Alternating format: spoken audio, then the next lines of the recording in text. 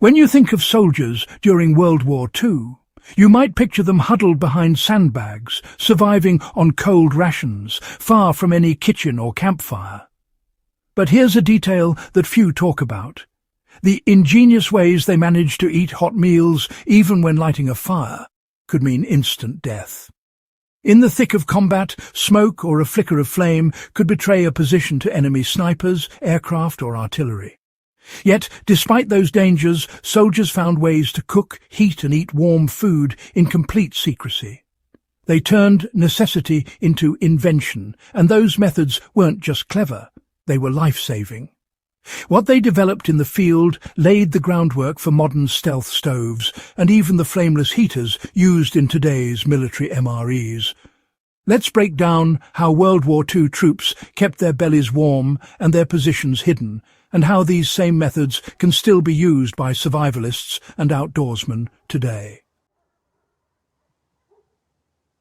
The problem of smoke was a matter of life and death. During World War II, especially in the European and Pacific theatres, open flames were a liability. Smoke rising from a campfire was as good as raising a flag for enemy artillery or air reconnaissance. In occupied Europe, partisans and resistance fighters learned this the hard way. One wisp of smoke in daylight could draw machine gun fire or mortar shells within minutes. Soldiers needed a way to heat rations and boil water without giving away their location.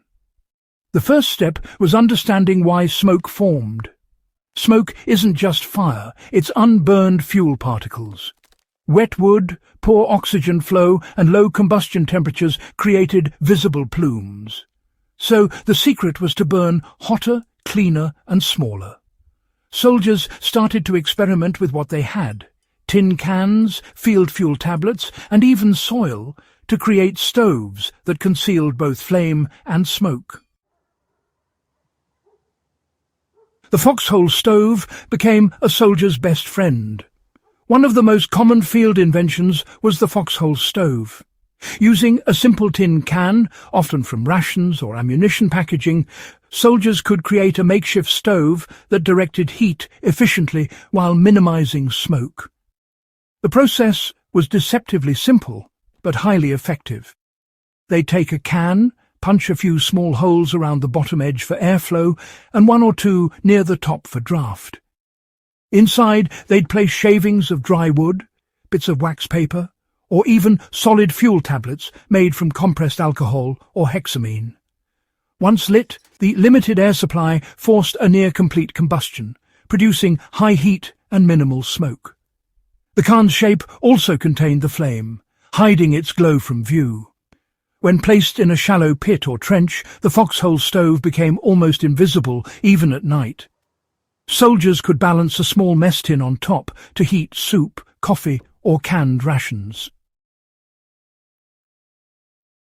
This design later evolved into the US military's Buddy burner and the British Tommy cooker, small portable stoves issued with solid fuel tablets. The principle remained the same: focus the heat, control the air, and burn clean. You can replicate this today using a simple tin can and a few hand tools. Use a hole punch or screwdriver to create air vents, add a small fuel source like dry twigs or a wax-soaked cotton ball, and keep the fire sheltered from the wind. It's a method that works anywhere, from the woods to your backyard, and requires nothing more than scrap metal and common sense. As the war progressed, engineers realized that troops needed something more reliable than improvised stoves. That's when alcohol and hexamine-based fuel tablets came into play. These were small, odourless and smokeless when burned correctly. The British used Tommy cookers, while the US introduced the M1942 and later the M1950 field stoves, compact metal burners fueled by alcohol or gasoline, designed for rapid deployment and minimal signature. The beauty of alcohol-based fuels was their invisibility. A properly burning alcohol flame produces almost no smoke or light, which made it ideal for night operations. Troops could heat coffee, sterilize water, or warm canned rations in minutes without the telltale signs of combustion. Even resistance fighters behind enemy lines use similar methods. In occupied France and Eastern Europe, partisans relied on alcohol burners made from salvaged bottles and cotton wicks, using industrial ethanol or medical spirits as fuel. The simplicity made it universal. For modern survivalists, the same logic applies. Denatured alcohol stoves, used by ultralight backpackers today, are direct descendants of those World War II designs. You can make one at home with 2 soda cans, a handful of small holes, and a bit of fuel. They're cheap, nearly smoke-free, and work in any climate. During the winter campaigns, especially in the Ardennes and on the Eastern Front, even solid fuel could fail due to freezing or damp conditions. That's when the army turned to chemical heat packs, early versions of what we now know as flameless ration heaters. These worked on a simple principle. An exothermic chemical reaction releases heat when mixed with water. WWII engineers discovered that quicklime or calcium oxide and later magnesium-iron mixtures could generate enough heat to warm a can of food without producing flame or smoke. The process was completely covert. No glow, no odour, and no trace visible from above.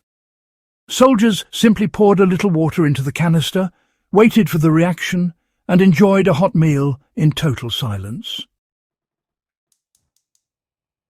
Modern flameless MRE heaters are built on the exact same chemistry, and it's something anyone can replicate safely with a bit of care. By sealing quicklime or iron powder in a separate compartment from water, then combining them only when needed, you can create a reliable, flameless heat source for emergency cooking or field use.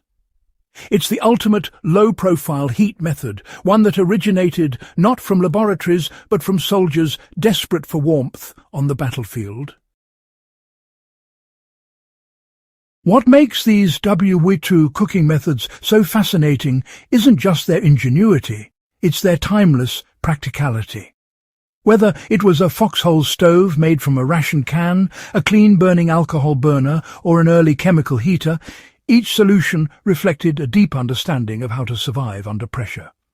Soldiers couldn't afford waste or luxury.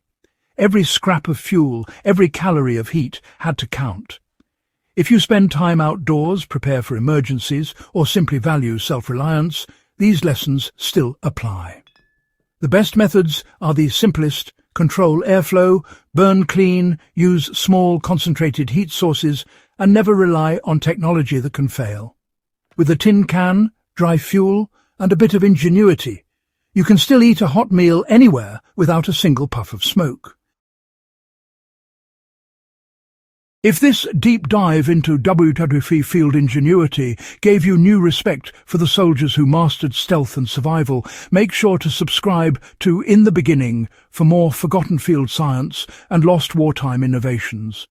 Share this video with a fellow history or survival enthusiast, because every lesson from the past has the power to keep us alive in the future.